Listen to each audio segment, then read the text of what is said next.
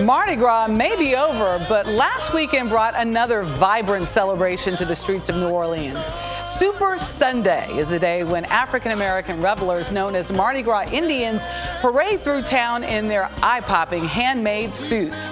For more than a century, they and other black people were kept from taking part in traditional Fat Tuesday celebrations. But now they're out of the shadows. In fact, My People, a song celebrating the Indians, is nominated for a Grammy Award at next month's ceremony. I had a chance to meet members of the group and look into their fascinating history. It is a living theater of art and culture.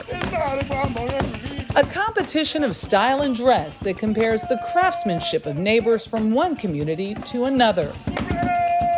Elite groups calling themselves the Mardi Gras Indians. Once I come out and I see my peoples are there and they are ramming and ready to go, it gives me the energy.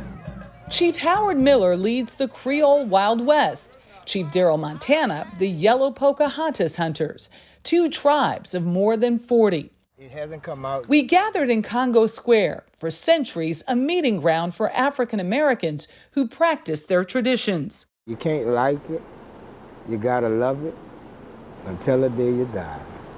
And that's what it takes. You can't fake it. This carnival of color showcases suits designed, feathered, and beaded over 9 months. But it's also a folkloric moment of storytelling. This is what we do. Debuting to audiences Fat Tuesday morning, and then again on St. Joseph's Day and Super Sunday weeks later. And how much does that suit weigh? Or maybe about 75, 80 pounds. Through it all, what's happening to your body? It is cramping up. You're being in a fight.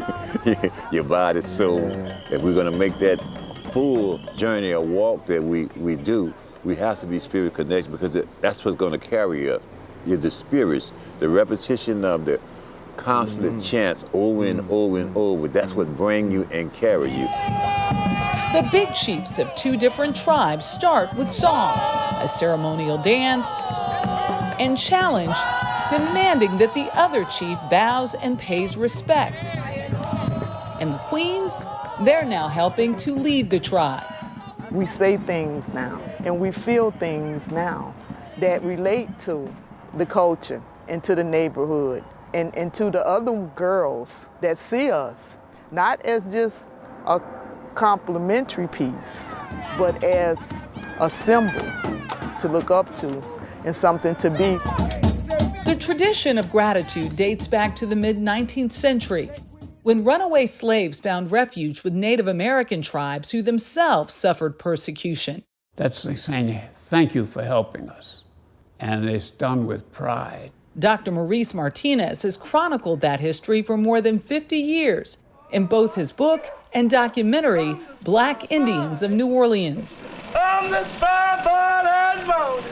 I'm the spy by. Carnival by itself, the meaning of Carnival Day, topsy-turvy day. Anyone could be anything. We gonna meet everybody, gonna turn around.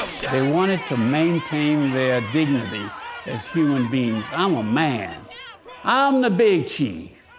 I won't bow down on that dirty ground. In the days of segregation and even after, masking allowed an ability to walk with pride when many New Orleanians faced the humiliation of racism. Did you ever expect to be in here? No, I never. My wildest dream, I never. This Mardi Gras season, Mardi Gras Indian culture was on full display at the historic New Orleans collection. We had to portray the Native American to be ourselves, because here in the South, everything about African was forbidden. Couldn't talk about it. Throughout its exhibit, Making Mardi Gras, the museum hoped to rectify decades of discrimination and neglect. Rex, King of Carnival, one of the earliest parade organizations, once discriminated against Blacks, Jews, Italians, and Irish. I think it's a big note of equality that we have a Mardi Gras Indian suit next to Rex. Lydia Blackmore is the decorative arts curator. It's hard to learn about Mardi Gras Indians. For a long, long time, they didn't want you to learn about what they're doing. It just wasn't the thing to study for a long time because of racial beliefs and racism in academia.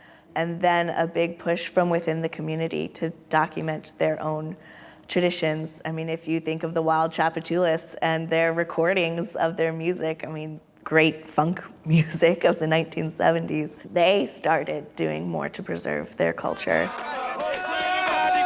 Much of that began with Big Chief Tootie Montana, who passed his reign to his son. My father was a great teacher. My purpose is different than a lot of the other guys, you see. It's just when a certain time of the year comes, you know, I just feel that I'm supposed to start sewing. He's memorialized in stone at Congo Square. Today I honor my chief. There's not a time I mass, I don't go to his home and kneel down in front of his door and, you know, give him his credit. I love my chief, honestly, regardless of what had happened between us and the tribe. I love that man. Victor Harris once masked with him before starting his own tribe as the Spirit of Fayaya. His suit takes on a more African style, an evolution he believes will keep this legacy alive. This is about the people. This is about my neighborhood, my community. This is about the world for me. And the world has come to appreciate its splendor. It represents, for the young people, young black kids, African Americans, they are role models for us. It's something that is revered. It's something that allows one to feel a sense of worth, sense of freedom. The Spirit chooses us. Once you take part in the culture, and the Spirit grabs certain ones and won't let them go. I'm gonna say this, that many are called, but few are chosen. And I believe that we were the chosen ones.